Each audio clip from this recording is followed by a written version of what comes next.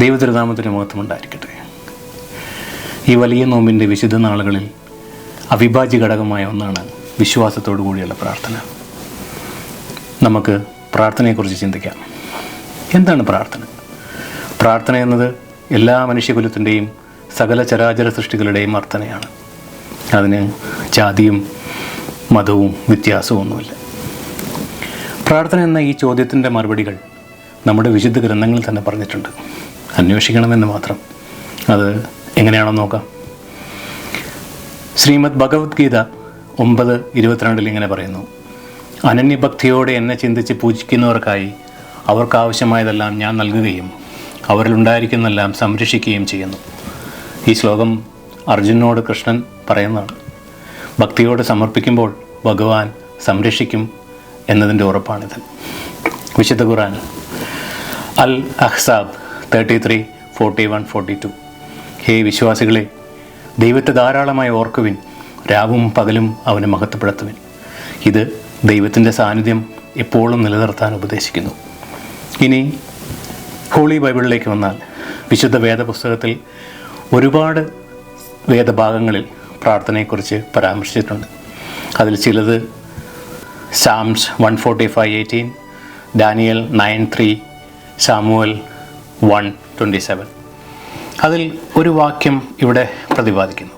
ജെറമിയ 33:3, നിന്റെ ദൈവമായ യഹോവയെ വിളിക്കൂ, ഞാൻ നിന്നോട് പ്രതീക്ഷയുള്ള വലിയ രഹസ്യങ്ങൾ തുറക്കാം. ഇത് ദൈവത്തിൻ്റെ ഔദാര്യവും അവൻ്റെ വിസ്മയകരമായ പദ്ധതികളും പ്രകടിപ്പിക്കുന്ന വാക്യമാണ്. ദൈവം ആമുഖമില്ലാത്ത, മനസ്സിലാക്കാൻ പറ്റാത്ത കാര്യങ്ങളെ നമ്മുടെ മുൻപിൽ തുറന്നു വെക്കുമെന്നാണ് പറഞ്ഞത്. ആരെല്ലാം ദൈവത്തെ സ്തുതിക്കുന്നു എന്ന് നോക്കാം. ഉത്തരം ബൈബിളിൽ തന്നെയുണ്ട്.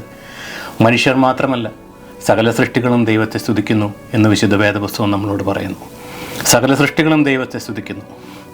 സാം 148:7-10, നിർമ്മലരാകുന്നവരെ യഹോവയെ സ്തുതിക്കൂ, മഹാസാഗരമേ, സമുദ്രജീവികൾ എല്ലാം, തീരദേശ മൃഗങ്ങൾ, പക്ഷികൾ, മലകൾ എല്ലാം ദൈവത്തെ സ്തുതിക്കട്ടെ. എൻ്റെ ചിന്തയിൽ പ്രാർത്ഥന എന്നാൽ മനുഷ്യന് ദൈവവുമായ നിരന്തര സംസർഗം, കോണ്ടാക്റ്റ്, ഇങ്ങനെ റിലേഷനാണ്. ആദിമകാലത്ത് മനുഷ്യനതുണ്ടായിരുന്നു. ഏത് നോട്ടത്തിൽ ആദമും ഹവയും ദൈവവുമായി നേരിട്ട് സംസർഗം നടത്തിയിരുന്നു എന്നാണ് നമ്മൾ പഠിക്കുന്നത്. വിലക്കപ്പെട്ട കനികൾ കഴിച്ച് ദൈവകോപത്തിനിരയായി അവർക്ക് ദൈവവുമായുള്ള സംസർഗം നഷ്ടപ്പെട്ടു. കാലക്രമത്തിൽ ദൈവപുത്രൻ കാൽവരിയിൽ യാഗമായി ആ സംസർഗം വീണ്ടെടുത്ത് നൽകി. നമ്മൾക്ക് ആ സംസർഗം ഇന്ന് കൈവശം വന്നിട്ടുണ്ടോ എന്ന് നമ്മൾ തന്നെ വിലയിരുത്തേണ്ടതാണ്. ഇനി നമ്മൾക്ക് എങ്ങനെ പ്രാർത്ഥിക്കാമെന്ന് ചിന്തിക്കാം. ഉത്തരം ബൈബിളിൽ തന്നെയുണ്ട്. ജെനസിസ് 18:23-33, അബ്രഹാമിൻ്റെ പ്രാർത്ഥന. അതിൻ്റെ സംഗ്രഹം ഇതാണ്. അബ്രഹാം സോദോം നഗരത്തിന് വേണ്ടി കർത്താവിനോട് ദയയോടുള്ള അപേക്ഷ ചെയ്യുന്നു.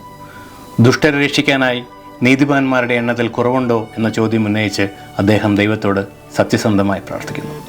ഇത് ദൈവത്തോടുള്ള സമർപ്പണവും മറ്റുള്ളവർക്കായി ചെയ്യുന്ന പ്രാർത്ഥനയുടെ ശക്തിയും പ്രതിഫലിക്കുന്നു. ഇനി നമുക്ക് പുതിയ നിയമത്തിലെ ചില പ്രാർത്ഥനകൾ നോക്കാം.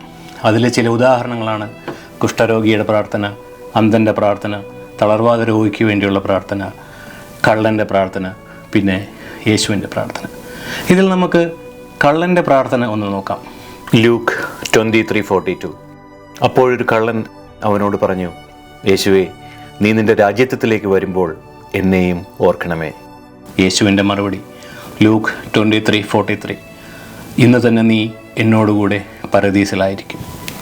ക്രൂശിലെ കള്ളൻ്റെ പ്രാർത്ഥന നമുക്ക് വലിയൊരു പാഠമാണ് നൽകുന്നത്. അവൻ യേശുവിനോട് എന്നെ ഓർക്കണമേ എന്നാണ് പറഞ്ഞത്, എന്നെ ഈ ക്രൂശിൽ നിന്ന് രക്ഷിക്കണേ എന്നല്ല. ഇനി നമുക്ക് കർത്താവിൻ്റെ ഏറ്റവും തീവ്രവും ദുഃഖകരവുമായ പ്രാർത്ഥനയെന്ന് നോക്കാം. മാത്യു 26:39, പിതാവേ, കഴിയുമെങ്കിൽ ഈ പാനപാത്രം എന്നിൽ നിന്നും എടുക്കണമേ, എങ്കിലും എൻ്റെ ഇഷ്ടമല്ല നിൻ്റെ ഇഷ്ടമാകട്ടെ. ഇതിനെ നമുക്ക് രണ്ടായിട്ട് പിരിക്കാം. ആദ്യ ഭാഗം ഒരു മനുഷ്യൻ്റെ വികാരത്തോടെയുള്ള പ്രാർത്ഥനയും, എന്നാൽ രണ്ടാം ഭാഗം അത് തിരുത്തുകയും എൻ്റെ ഇഷ്ടമല്ല ദൈവത്തിൻ്റെ ഇഷ്ടമാകട്ടെ എന്നാണ്. രണ്ടാം പകുതിയിൽ യേശുവിൻ്റെ ദൈവപരിവേഷവും ആദ്യ പകുതിയിൽ യേശുവിൻ്റെ മാനുഷിക പരിവേഷവുമാണ് കാണുന്നത് എന്നാണ് ഞാൻ ചിന്തിക്കുന്നത്. ഇവിടെ നാം ചിന്തിക്കേണ്ട ഒരു കാര്യമുണ്ട്. ദൈവപുത്രനായ മിശിഹ പോലും തൻ്റെ ആവശ്യത്തിനായി ഒരു നിമിഷം പ്രാർത്ഥിക്കുകയും എന്നാൽ അടുത്ത നിമിഷത്തിന് അതിനെ മാറ്റി പിതാവിൻ്റെ ഇച്ഛയ്ക്ക് വിട്ടുകൊടുക്കുകയും ചെയ്തിട്ടുണ്ടെങ്കിൽ എല്ലാവിധ ബലഹീനതകളോടും കൂടിയ നമുക്ക് ദൈവത്തോട് നമ്മുടെ ആവശ്യങ്ങൾ ചോദിക്കാനുള്ള അർഹതയുണ്ടോ? നാം ആലോചിക്കണം. നമുക്ക് ആ പിതാവിൻ്റെ അനുഗ്രഹം ലഭിക്കുന്നത് അവിടുത്തെ ഇച്ഛ നിറവേറുന്നതുമായിരിക്കും എന്ന ബോധ്യത്തോടെ മാത്രം പ്രാർത്ഥിക്കാനുള്ള അർഹതയേ ഉള്ളൂ എന്നാണ് ഞാൻ വിചാരിക്കുന്നത്. ഇനിയൊരു ചോദ്യം: ഒരു മനുഷ്യൻ പ്രാർത്ഥനയാലും വിശ്വാസത്താലും ദൈവത്തെ കാണുവാൻ സാധിക്കുമോ?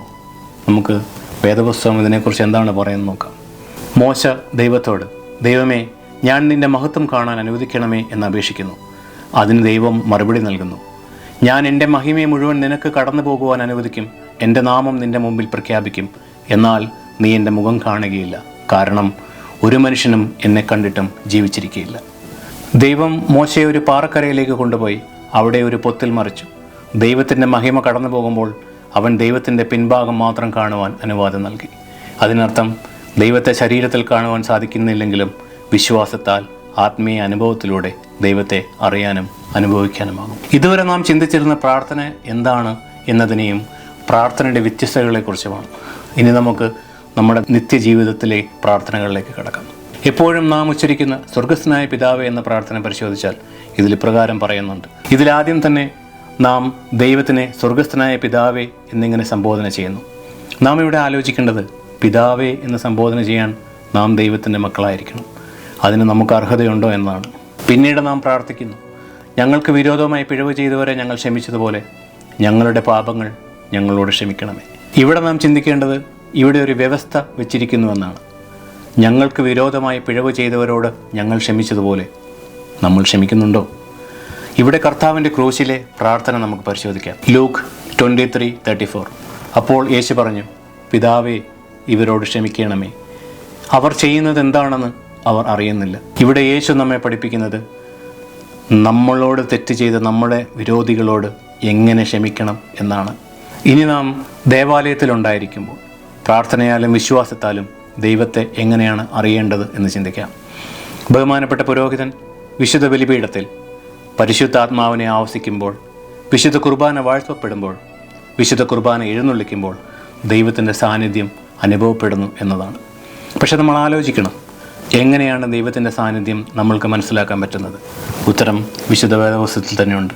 Corinthians 2:14-15. എന്നാൽ ഞങ്ങളെ ക്രിസ്തുവിൽ ഇടപെടാതെ ജയിപ്പിക്കുകയും അവനെക്കുറിച്ചുള്ള അറിവിൻ്റെ സുഗന്ധം എല്ലായിടത്തും ഞങ്ങളാൽ പ്രത്യക്ഷമാക്കുകയും ചെയ്യുന്ന ദൈവത്തിന് സ്തോത്രം. ഞങ്ങൾ രക്ഷിക്കപ്പെടുന്നവർക്കും നശിക്കപ്പെടുന്നവർക്കും ദൈവത്തിന് വേണ്ടി ക്രിസ്തുവിൻ്റെ സുഗന്ധവുമായിരിക്കുന്നു. എന്ന് വെച്ചാൽ വിശുദ്ധ മദ്ബഹായിൽ ദൈവസാന്നിധ്യം ഒരു ദിവ്യ സുഗന്ധമായി നിറഞ്ഞ് അത് താഴെ ഐക്യലയിൽ നിൽക്കുന്ന നമ്മളിലേക്ക് എത്തുന്നു എന്നാണ്. നമ്മൾ ആലോചിക്കണം, നമ്മൾ എത്ര പേർ ആ ദിവ്യ സുഗന്ധത്തെ അനുഭവിക്കുന്നുവെന്ന്. 30 സെക്കൻഡിൽ 3 പ്രാവശ്യം മൊബൈൽ ഫോൺ നോക്കുകയും മറ്റുള്ളവരുമായി സംസാരിച്ചുകൊണ്ട് നിൽക്കുന്ന ഞാൻ ഉൾപ്പെടെയുള്ള നമ്മളിൽ പലരും ഇനി സുഗന്ധമല്ല, അവിടെ ദൈവം ഫിസിക്കലായിട്ട് പ്രത്യക്ഷപ്പെട്ടാൽ പോലും അറിയാൻ പോകുന്നില്ല എന്നതാണ് സത്യം. ഇനി നമ്മൾ എന്തിനു വേണ്ടിയെല്ലാം പ്രാർത്ഥിക്കണം എന്ന് നോക്കാം. നമ്മുടെ ആരാധനക്രമങ്ങളിലൂടെ നമ്മൾ കടന്നുപോയാൽ നമുക്ക് കാണാം, ഓശാലയ്ക്ക് കുരുത്തോല വാഴ്ത്തുമ്പോൾ നമ്മൾ ഈ പ്രകൃതിയിലുള്ള എല്ലാ വൃക്ഷങ്ങൾക്കും വേണ്ടി പ്രാർത്ഥിക്കുന്നു. അതുപോലെ ദനഹായ്ക്ക് വെള്ളത്തെ വാഴ്ത്തുമ്പോൾ നമ്മൾ സകല ജലാശയങ്ങൾക്ക് വേണ്ടി പ്രാർത്ഥിക്കുന്നു. ഇതിൽ നിന്നെല്ലാം നമ്മൾ മനസ്സിലാക്കേണ്ടത് നമ്മൾ സകല ചരാചരങ്ങൾക്കും വേണ്ടി പ്രാർത്ഥിക്കണമെന്നാണ്. പ്രാർത്ഥന ദൈവവുമായി സംവദിക്കാനുള്ള അനന്തരാവകാശമാണ്. ഇത് നമ്മുടെ ആത്മീയ ജീവിതത്തിൻ്റെ അടിസ്ഥാനം കൂടെയാകണം. ദൈവത്തിൻ്റെ ആഗ്രഹം മനസ്സിലാക്കി നമുക്ക് വേണ്ടി മാത്രമല്ല, മറ്റുള്ളവർക്കായി ലോകം മുഴുവൻ സമാധാനത്തോടെ നിലനിൽക്കാനായി നാം പ്രാർത്ഥിക്കേണ്ടതുണ്ട്. ഈ വലിയ നോയമ്പിൻ്റെ പരിശുദ്ധമായ കാലയളവിൽ കുരിശിലെ കള്ളൻ്റെ പ്രാർത്ഥന പോലെ, അബ്രഹാമിൻ്റെ പ്രാർത്ഥന പോലെ, നമ്മുടെ കർത്താവിൻ്റെ പ്രാർത്ഥന പോലെ നിസ്വാർത്ഥമായ പൂർണ്ണ വിശ്വാസത്തോടു കൂടിയ നമ്മുടെ പ്രാർത്ഥനകൾ സകല ചരാചരങ്ങൾക്കും നല്ലത് വരുത്തട്ടെ എന്ന പ്രാർത്ഥനയോടെ നമ്മുടെ സംസ്കൃതി നമ്മൾക്ക് പകർന്നു തന്ന ആ യൂണിവേഴ്സൽ പ്രെയർ വീണ്ടും ആവർത്തിച്ചുകൊണ്ട് ഇവിടെ നിർത്തുന്നു. ലോകോ സമസ്ത സുഖിനോ ഭവന്തു. Thank U.